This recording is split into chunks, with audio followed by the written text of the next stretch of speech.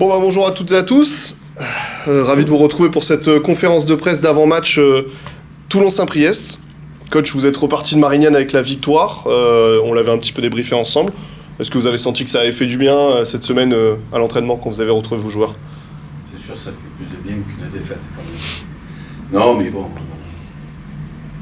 Voilà, les semaines, elles s'enchaînent. C'est vrai que les semaines, elles sont plus ensoleillées quand il y a la victoire, ça c'est sûr. C'est sûr. Là, ça va être Saint-Priest à domicile. À quel match vous attendez? Une équipe peut-être un peu surprenante qu'on n'aurait pas attendu aussi haut à ce moment-là de la saison. Voilà. Qu'est-ce que vous attendez comme type de match? Bon, Saint-Priest, c'est une jeune équipe, beaucoup de jeunes. C'est l'équipe en forme en ce moment. Ils sont sur une bonne dynamique. Ils sont devant nous avec un match en moins. C'est une équipe sérieuse avec un staff qui travaille bien. Je connais bien des membres du staff, qui est un ami. Des bons joueurs, ça travaille bien. Ils ont su inverser la dynamique des débuts de saison. Et là, ils ont la possibilité peut-être je pense qu'ils n'ont rien à perdre, c'est de se projeter vers le haut du tableau. Quel souvenir vous gardez du match aller? Jusqu'à samedi, c'était la seule victoire à l'extérieur, jusqu'à samedi soir du coup. Quel souvenir vous gardez de ce match? On a fait un bon match, on a fait un match sérieux. Abdou avait mis 2 très très beaux buts. J'espérais qu'il réédite l'exploit. Mais j'étais satisfait de la prestation là-bas à Saint-Priest où on avait été solide, costaud. On avait concédé un but, mais bon, on a su comme à Marignane, faire le dos rond et tenir et préserver nos cagés. Une petite question sur l'association Diarra Diallo. Comment vous l'analysez par rapport au dernier match, et est-ce que c'est quelque chose que vous allez reproduire? Oui, c'est des choses qu'on peut reproduire puisqu'on l'a fait. Après, les automatismes d'attaquants, il y a la perception comment on voit les choses en tant que coach ou en tant que personne, vous les journalistes. Mais c'est des associations qu'on peut rééditer, bien sûr. Lucas, toi, quel genre de match tu t'attends face à Saint-Priest? Comme je disais, une équipe joueuse, en tant que défenseur aussi. Tu t'attends à quoi? Ou milieu de terrain d'ailleurs. Mais... Un match dur. Je me rappelle au match aller où ils avaient une bonne attaque. Après tous les matchs à domicile, les équipes ils viennent à fond. Donc tous les matchs à domicile, c'est très dur. C'est l'une des stats importantes, mais je touche du bois, toujours pas perdu à domicile. Exactement. Est-ce que c'est important, c'est dans la tête, c'est quelque chose que vous rappelez de temps en temps à vos joueurs? On arrive sur... il va pas rester non plus encore énormément de matchs à domicile. C'est une volonté de finir invaincu? Non, pas spécialement, parce que, comme je te l'ai dit, moi je prends les matchs les uns après les autres. Mais si on peut le rester longtemps invaincu, ça serait bien. Et si on peut bonifier nos matchs à domicile par des victoires, c'est encore mieux. Mais Lucas, il est là, c'est pas quelque chose dont je parle. Voilà, c'est pas... Voilà, je préfère être solide, essayer d'être solide, d'essayer de bien jouer, essayer de jouer. Voilà, et après, il arrive ce qu'il arrive, mais on essaye. Mais après, si on peut rester longtemps vaincu à domicile, voilà. Vous évoquez jouer et bien jouer, vous avez appuyé sur cette première mi-temps à Marignane où on a quand même vu un visage du Sporting séduisant. Ça a été plus difficile en seconde, mais vous en avez parlé de cette première mi-temps avec vos joueurs? Ouais, un système inhabituel où les joueurs ils ont essayé de donner le meilleur d'eux-mêmes. On a vu que même si dans le premier quart d'heure on se cherchait, après on a pu délier le jeu. On a fait des choses intéressantes, on s'est bien projeté, on a quelques belles situations. J'ai regardé le match plusieurs fois. Voilà, je pense que la première mi-temps a été très correcte et la deuxième elle a un peu contrasté. On a beaucoup suivi. Je pense que c'est dû à plusieurs choses. L'adversité peut-être, mais je pense aussi qu'on a moins bien tenu le ballon, qu'on a moins bien exploité les contres et que dans l'utilisation du ballon, je pense qu'on aurait dû trouver plus de relais qui nous auraient permis de fixer le jeu et de pouvoir attaquer, et de faire monter le bloc. Mais bon, après, on a vu une grosse débauche d'énergie en première mi-temps. Est-ce que vous sentez que c'était un peu dans la tête aussi, qu'il y a quelques doutes qui se sont installés depuis quelques semaines? Bien sûr que quand tu es à l'extérieur, que tu gagnes 1-0, tu as envie de préserver, tu as un sentiment de préservation, tu veux préserver le résultat, et peut-être que tu as moins d'allant offensif, tu recules naturellement. Mais bon, après, c'est le propre de toutes les équipes. Quand tu regardes n'importe quel championnat, quand une équipe marque, il y a toujours un battement de 10-15 minutes pour l'équipe adverse. Il faut faire le dos rond parce que c'est une réaction, on va dire, psychologique. Tu as envie d'aller de l'avant. Donc voilà. Bon, nous, là, elle a duré plus longtemps, la réaction psychologique. Mais voilà, quoi. On n'est pas très satisfait de la deuxième mi-temps, certes. Mais le motif de satisfaction de deuxième mi-temps, c'est qu'on ne prend pas de but. Voilà. Donc, À côté de vous, vous avez peut-être l'une des satisfactions, enfin, quoi que c'est vous qui allez me le dire, mais en tout cas, vu de l'extérieur, l'une des vraies satisfactions de cette moitié de saison. Est-ce que vous pouvez nous parler un peu de Lucas il faut aller bilan, Bien sûr. Il a beaucoup de matchs à jouer. Ben je l'ai connu parce que j'allais à tous les matchs de la réserve à Aubagne. Bon, je sais qu'il est passé par le Sporting, il a fait quelques clubs. Je sais que c'est un Varois. Je crois que c'est Maximien de Brignoles, c'est ça. Voilà. Donc je ne le connaissais pas avant, hein. J'ai appris son parcours plus tard. Je l'ai vu jouer avec la réserve d'Aubagne, j'allais à tous les matchs et après je l'ai intégré dans le groupe. Il a eu la possibilité de faire un match avec moi, ou deux. Et quand je suis venu ici, je trouvais qu'il avait ce profil intéressant, qu'il avait une marge de progression et qu'il était bien d'incorporer ce style de joueur dans un effectif, même si au départ ils partent comme complément d'effectif. J'espère pour lui et je pense qu'il a la marge pour jouer et s'imposer. Donc il a fait ses matchs avec la réserve, il a joué des bouts de match avec l'équipe 1, jusqu'à jouer titulaire. Après, c'est quelqu'un qui de formation, quand il était très jeune, mais parce qu'on en a parlé, il jouait milieu offensif, il a beaucoup reculé. Bon, c'est pas trop un signe quand tu recules trop. Mais défenseur central, il peut jouer milieu aussi de terrain. Voilà. Est-ce que vous vous attendiez, quand vous l'avez pris cette année, à ce qu'au final, aujourd'hui, il puisse devenir titulaire? Est-ce qu'il vous a surpris dans le bon sens? Non, parce que... Après, comme je l'ai dit, je l'ai pris en complément d'effectif. Et c'était lui à montrer, à travailler. Bon, il a fait les efforts, il faut savoir qu'il a maigri. Tout seul, hein, il a beaucoup travaillé. Et après, il y a un paramètre qui est important, c'est l'entraînement. Donc moi, ce qui donnait à l'entraînement, je trouvais ça hyper intéressant. Et après, il a joué des bouts de match. Voilà, et après, je pense que l'expérience aidant, la répétition aidante, il faut qu'il enchaîne les bonnes prestations. Et voilà, quand tu es comme lui, 2004, de jouer à N2, c'est bien, mais pour moi, je regarde les feuilles de match d'équipe de Ligue 2, de Ligue 1, il y a des 2003, 2004, 2005, 2006 qui jouent titulaires. Donc, après, c'est pas le même football, la N2, le haut niveau, c'est pas le même football. Hein.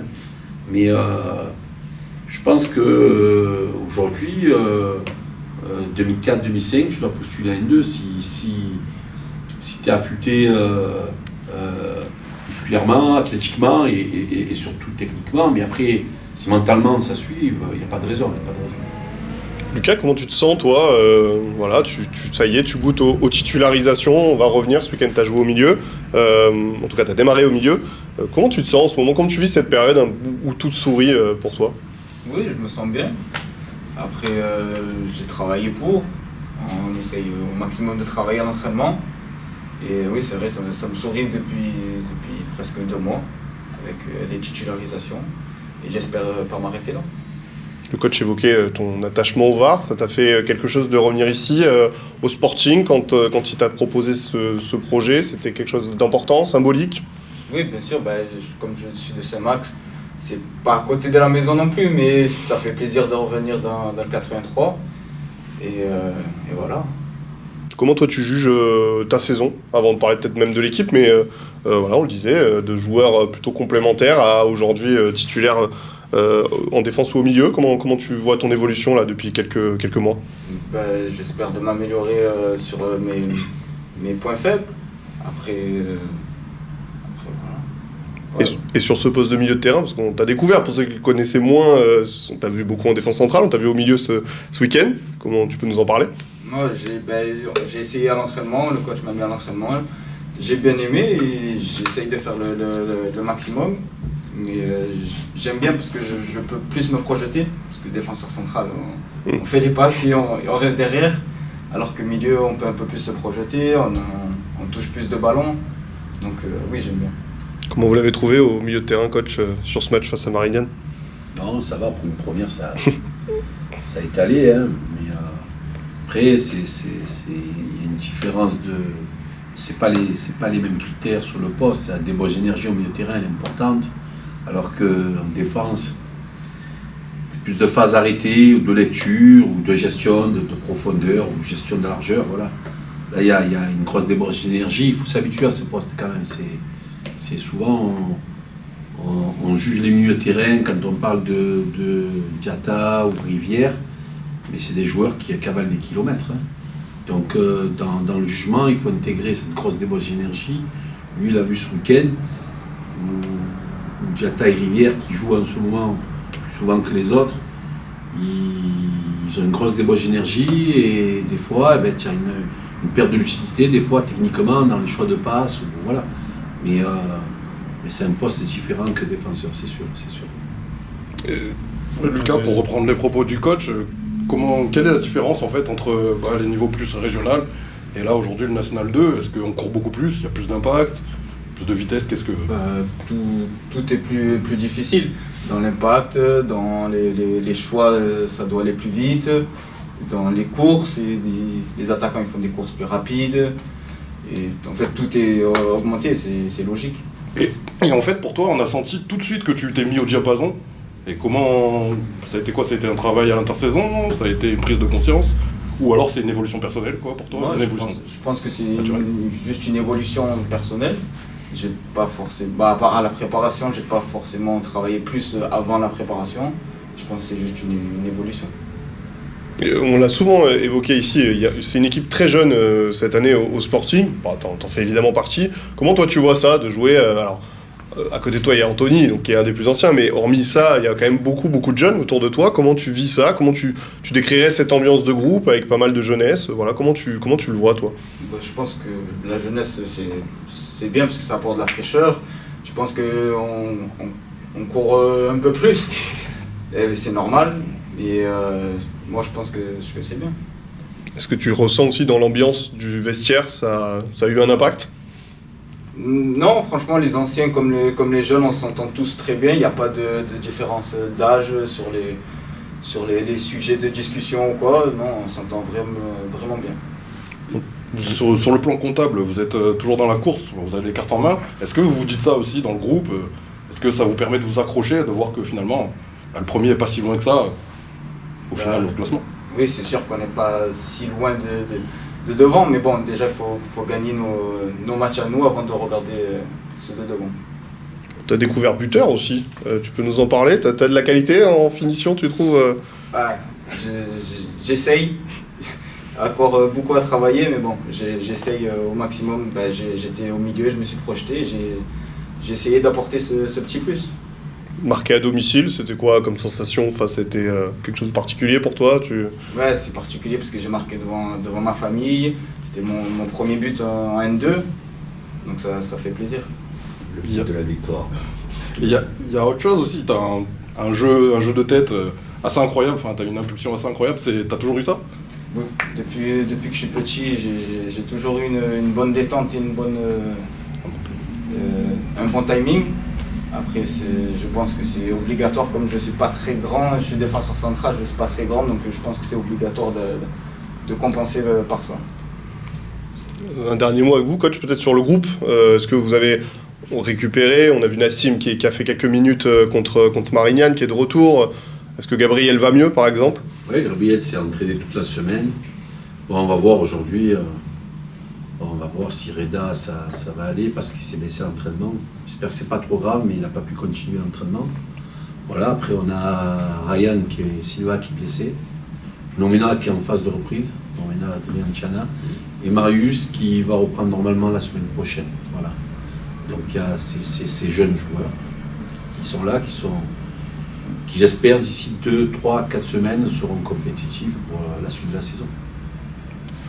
Et Keshmar toujours suspendu pour... Ces derniers matchs de suspension pour Keshmar. Voilà, bon, je pense qu'ils ont été très sévères avec les 3 matchs, c'est énorme. Hein. Mais non. Comme l'a dit Lucas, le groupe vit bien. Après, on est conscient des critères ou de la marge de progression, d'amélioration qu'on doit avoir. Après, on travaille pour ça. Et voilà, on va jouer à domicile contre Saint-Priest, on va donner le maximum. Voilà, et on va fonctionner match après match, comme l'a dit Lucas. Voilà. Pas se projeter plus loin que Saint-Priest et ainsi de suite. Pour reprendre ce que vous avez dit, il y en a un qui symbolise ça, c'est Ternec, c'est la titularisation de Ternec. Juste un mot sur Simon. Sur Simon, sur son match à Marignane. Ben, je voulais souvent dire, on a deux très bons gardiens. Voilà, j'ai voulu apporter des modifications sur... vous l'avez vu, il n'y a pas que... Il y a Thierry Lana, vous n'en avez pas parlé. Il y a la titularisation 2 fois de suite de Bowie à droite. Voilà, le schéma, il y a eu plusieurs changements.